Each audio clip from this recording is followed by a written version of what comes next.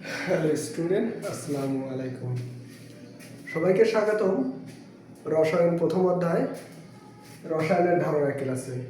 আজকের ক্লাসে আমরা আলোচনা করব যে কোনো বস্তু যদি আমরা গবেষণা করতে চাই তাহলে এই গবেষণা করার জন্য যে আমাদের ধাপ কয়টা আছে সেই 6টা ধাপ সম্বন্ধে আমরা আলোচনা করব। তুমি যে কোনো বস্তুকেই নিয়ে যদি গবেষণা করতে চাও তাহলে তোমার এই সর্বনিম্ন 6টা ধাপ তোমার ফলো করতেই হবে। আমরা সেই 6টা ধাপ নিয়ে এখন আলোচনা করব এবং এই 6টা ধাপ সমগ্র ক্ষেত্রে প্রযোজ্য। তুমি যে কোনো বস্তু নিয়ে গবেষণা করতে চাও, ঠিক আছে? এবং তোমাদের পরীক্ষায়ও অ্যান্সার করার জন্য এই 6টা ধাপ অনেক মনোযোগ সহকারে পড়তে হবে এবং মনে রাখতে হবে। দেখো, 6টা ধাপের প্রথম ধাপটা আমাদের ছিল যে বিষয়বস্তু নির্ধারণ। এখন তুমি একটা বস্তু পরীক্ষা করতে চাইবা বা ওই বস্তুটা নিয়ে গবেষণা করতে চাইবা, তাহলে ওই কোন বস্তু নিয়ে তুমি গবেষণা করবা তাহলে সেই বস্তুটা তোমার নির্ধারণ করতে হবে। এটা ছিল 1 নাম্বার, ঠিক আছে? এখন তুমি বিষয়বস্তু নির্ধারণ করলা যে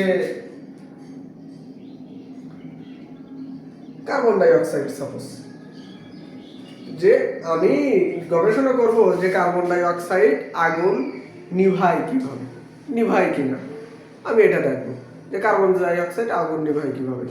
আচ্ছা, তাহলে এই যে তুমি ওইটা নির্ধারণ করলে যে কার্বন ডাই অক্সাইড, তাহলে তুমি যে বিষয় নিয়ে গবেষণা করবা সেই বিষয়বস্তুটা আগে তোমার নির্ধারণ করতে হবে যে আমি এই বিষয় নিয়ে গবেষণা করব।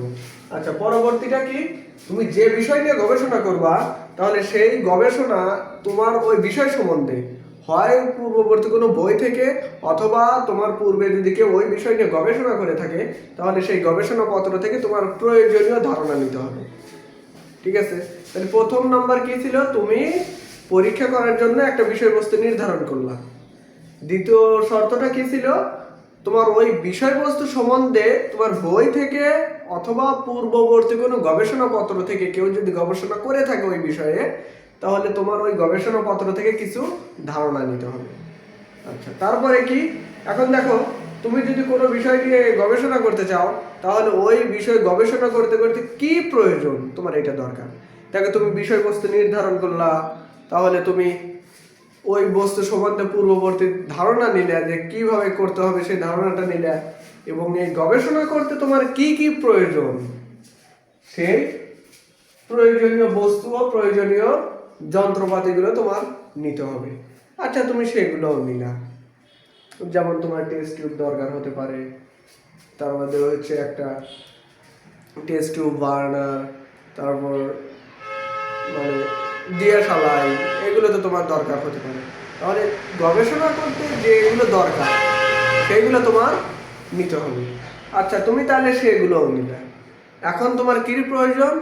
তাহলে তুমি দেখো, বিষয়বস্তু নির্ধারণ করছো, ওই বস্তু সম্বন্ধে বই অথবা পূর্ববর্তী গবেষণাপত্র থেকে তুমি ধারণা নিছো, আবার ওই গবেষণা করতে তোমার কি কি প্রয়োজন তুমি সেটাও নিছো। এখন কি প্রয়োজন? এখন তোমার প্রয়োজন পরীক্ষা করা। তাহলে তুমি পরীক্ষণ, পরবর্তী ধাপটা কি ছিল দেখো, পরীক্ষণ। তাহলে তোমার পরীক্ষা করতে হবে। তোমার এখানে আমার বানানটা রশ্মি দিচ্ছি, এটা দীর্ঘ হবে। আচ্ছা, পরীক্ষণ। তাহলে তুমি পরীক্ষণ করলে। আচ্ছা, ঠিক আছে, পরীক্ষা করবে, ঠিক আছে। এখন পরীক্ষা করলে তাহলে পরীক্ষায় তুমি যে ফলাফল পাবে তাহলে সেই ফলাফলগুলো নিয়ে আলোচনা করতে হবে তোমার। দেখো, তথ্য সংগ্রহ ও তুমি যখন গবেষণা করলে গবেষণায় কি হয় না হয় তোমার সেই তথ্যটা আগে সংগ্রহ করতে হবে। এই কারণে এখানে বলেছে যে তুমি যখন গবেষণা করবা তাহলে তোমার ওই গবেষণাপত্র, তথ্য সংগ্রহ ও তথ্যের বিশ্লেষণ, ঠিক আছে? তাহলে তুমি যে বিষয়ে গবেষণা করবা ওই বিষয়ের যে তথ্যগুলো পাইবে এবং ওই তথ্যগুলো নিয়ে তোমাকে বিশ্লেষণ করতে হবে। তাহলে পরবর্তী ধাপটা কি? পরবর্তী ধাপ হচ্ছে ফলাফল। তুমি এখন যদি কোনো গবেষণা করতে চাও তাহলে অবশ্যই তোমার সেখানে গবেষণার ফলাফল একটা পাবে। তাহলে ওই ফলাফল এবং ওই ফলাফল নিয়ে আলোচনা করতে হবে তোমার, ঠিক আছে? আচ্ছা, এই ছিল আমার একটা বস্তুকে যদি গবেষণা করতে চাই তাহলে এই ধাপ। তোমাদের দেখো প্রশ্ন আসবে কিভাবে এখান থেকে। তোমাদের হয়তো দেখো, এটা কিন্তু এক সিরিয়াল ওয়াইজ তোমার মনে রাখতে হবে, ঠিক আছে, কোনোটা কিন্তু আগে পিছে করা যাবে না। প্রথমে তোমার বিষয়বস্তু নির্ধারণ করতে হবে, তারপর ওই বিষয়বস্তু সম্বন্ধে প্রয়োজনীয় ধারণা নিতে হবে, এবং ওই গবেষণা করতে কি কি প্রয়োজন তোমার সেটা নিতে হবে, তাহলে পরীক্ষা করতে হবে, তথ্য সংগ্রহ ও তথ্যের বিশ্লেষণ করতে হবে, এবং সর্বশেষ ফলাফল এবং ফলাফল নিয়ে আলোচনা করতে হবে। এগুলো ধারাবাহিকভাবে যেতে হবে, তুমি একটার পরে আর একটা দিলে এটা হবে না। দেখো, তোমার প্রশ্ন আসতে পারে এইভাবে যে সাপোজ এই সবগুলো ধাপ দিল, দিয়ে তোমাকে এই জায়গায় ফাঁকা রেখে বললো যে এখানে ফাঁকা রাখলো, ফাঁকা রেখে বললো যে ক স্থানে কোনটি বসবে এবং তা নিয়ে আলোচনা করো।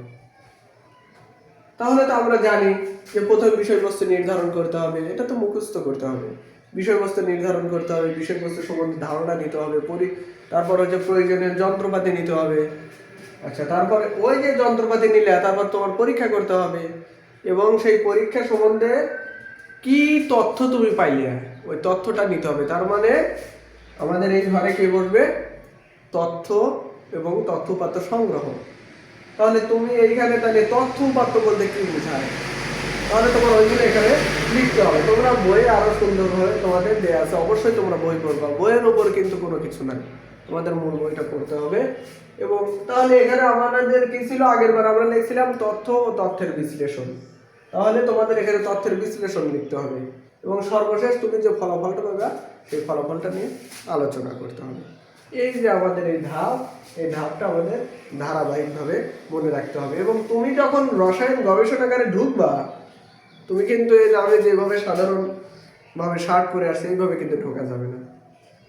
সেখানে ঢুকতে হলে তোমার অবশ্যই একটা অ্যাপ্রন পরতে হবে, চোখের সেফটির জন্য একটা সেফটি গগলস লাগবে, তোমার শ্বাস প্রশ্বাসের মাধ্যমে যেন বিষাক্ত পদার্থ শরীরে প্রবেশ করতে না পারে সেই জন্য তোমার মাস্ক লাগবে, এবং হাতে যেন কোনো বিষাক্ত পদার্থ যেমন কি গাঢ় সালফিউরিক অ্যাসিড, গাঢ় হাইড্রোক্লোরিক অ্যাসিড, এগুলো কিন্তু খুবই মানে বিষাক্ত পদার্থ, এগুলো শরীরে লাগলে তোমার সেখানে ক্ষত সৃষ্টি হতে পারে। এই কারণে তোমার এই গবেষণা করতে গেলে তোমার সেই প্রয়োজনীয় ব্যবস্থা নিতে হবে। তোমার হাতে লেগে যেন তোমার হাতটা ফসকা পড়ে না যায়, সেই জন্য তোমার সেখানে হ্যান্ড গ্লাভস করতে হবে, ঠিক আছে। এবং আমাদের অনেক সময় আছে যে আমরা যদি চোখের যদি সেফটি করতে চাই, তাহলে আমাদের চোখে কি নিতে হবে, তোমাদের ওখানে অপশনে থাকতে পারে যে চশমা নিতে হবে, নাকি সেফটি গগলস নিতে হবে, নাকি মাস্ক নিতে হবে, নাকি অ্যাপ্রন পরতে হবে। তাহলে চোখের সেফটির জন্য আমাদের কিন্তু সর্বদা সেফটি গগলসই পরতে হবে।